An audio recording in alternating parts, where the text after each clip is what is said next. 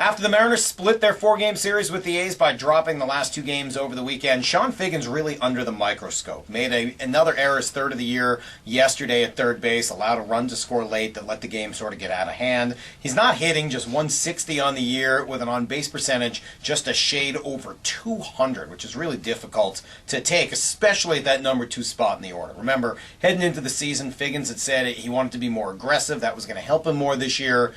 It hasn't happened. Maybe he'd be better off in the leadoff spot. Maybe he'd be better off in the 9 spot. Maybe he'd be better off not playing. Regardless, he's become an issue, I think, for this team because he's up at the top of the lineup, but he's not the only one. Believe me, Jack Hust is a story really for another day. But this is now year 2 for Chone Figgins. You got to ask the question, after he wasn't traded in the offseason when they had chances to unload him, how long can this go on?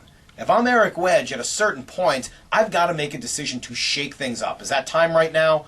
Probably not. Remember, it was Figgins who Jack Zduriencik brought in here, right? I mean, he's a Zduriencik guy. He brought him in. He didn't give up on him in the offseason. If I'm Eric Wedge, I'm not sure I'm willing right now to just say see you later to Chone Figgins, knowing that's probably going to create a problem with the guy who hired me and is technically still my boss, the general manager of the team. So I understand why he hasn't done anything or declared World War III with Figgins yet.